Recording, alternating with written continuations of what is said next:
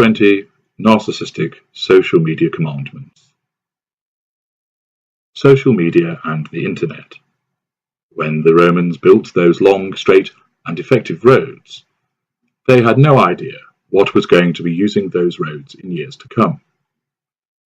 Similarly, those early pioneers, Tim Berners-Lee, Mark Zuckerberg, Noah Glass, Kevin Systrom, et al., could not have realized what their various creations might achieve and might still achieve. I dare say none of them realized what fantastic tools they had created for my kind and me. The advance of technology and the various forms of applications and social media have not only contributed to a growth in our numbers, those entitled millennials for example, but our reach has been massively extended beyond the use of the humble telephone.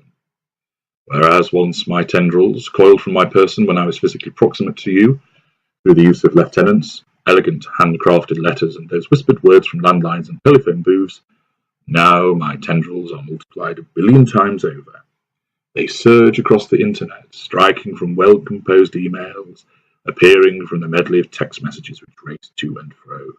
I surf forums, selecting those who are the most appropriate targets and victims, and use the vast array of electronic media at my disposal to seduce and ensnare.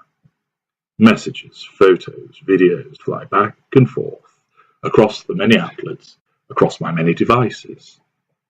In my bolt hole, the glow from multiple screens would allow you, if I ever admitted you across the threshold, to see my studious gaze and fuel-filled grin as my fingers dart and glide.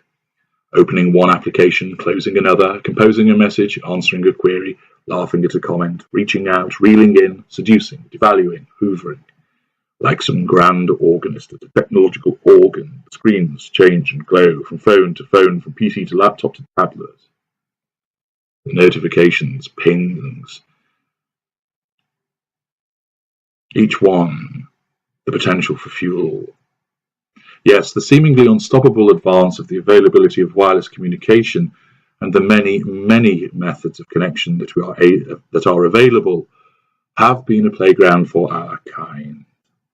We can observe, learn, ply our trade as we cross jurisdictions, mountain ranges, and oceans like never before. Once upon a time, a bar or a club was a prime hunting ground for some of our kind. Now it invariably begins online, and we can broadcast our love bombs across a massive area, tweaking and adjusting until we refine matters, so we can close in on those in a proximate area. A few hundred in a local bar become several million in a city, who can then be met face to face, and the most potent fueling begins. The use of social media and the internet is all-pervading throughout your entanglement with our kind. We seduce using it. We bombard and charm using it. We harness its formidable power to devalue, to smear, to disseminate the lies about you, and then broadcast news of our newest conquest in order to further your misery.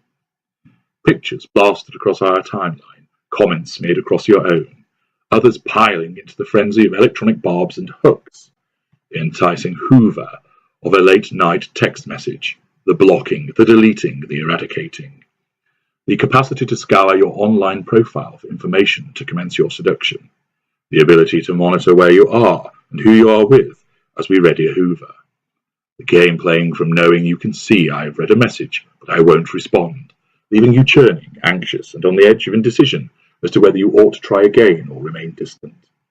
The carousel of available targets, the endless permutations and possibilities for gathering fuel. Such potential, such excitement. The triangulation across the airwaves, the shutting of similar messages back and forth to various recipients. A beauty parade where the most effective responders then are chosen for the next stage. If all of this was taken away, I can revert to old school methods. I have that skill set.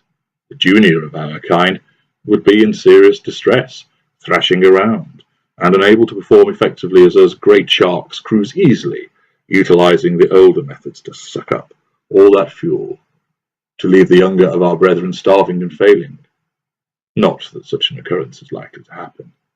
No, instead, it will only become more and more of a narcissist's haven as faster and more intuitive devices are created. how long before the Find an Empath application makes its presence known. Watch with glee as the radar sweeps around and notifies me that there are 42 empaths in a 1 mile radius. Such sweet delight. Of course, with every new system, every new method of interaction, there comes rules, obligations, conventions, protocols, and procedures. Many are informal, internationally recognised as the do's and don'ts of social media usage. Our kind, naturally, is not isolated from such a development, and there is indeed an etiquette, which is just a euphemistic way of saying this is what you really should do with regard to social media usage involving our kind and your kind. Accordingly, let me introduce you to 20 commandments of social media etiquette as decreed by the Council of Narcissists. 1. You are never to tag us in any photographs without our prior permission, which can be revoked at any time and without reason. 2. Our relationship status is only updated when we deem it appropriate. Any insistence by you that we reflect your existence will meet with repercussions. Your relationship status? Nobody's interested. 3. All photographs post-discard will show us ecstatically happy and with ourselves draped around your replacement. You should make sure you look for these photos and do so regularly. 4. All adverse comments about you are true and must never be removed, amended, or diluted by you. 5. We have a stock of unlimited likes, which we can throw around other people's comments and pictures as often as we want, and you have to deal with it. 6.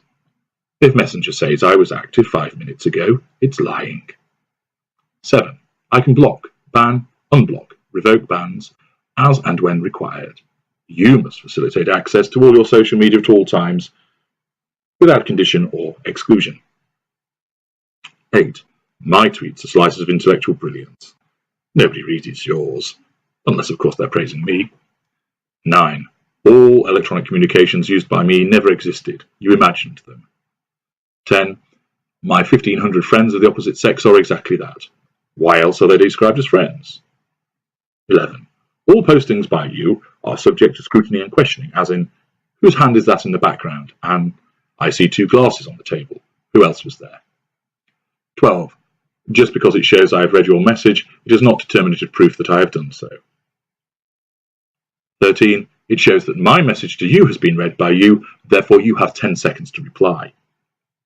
14.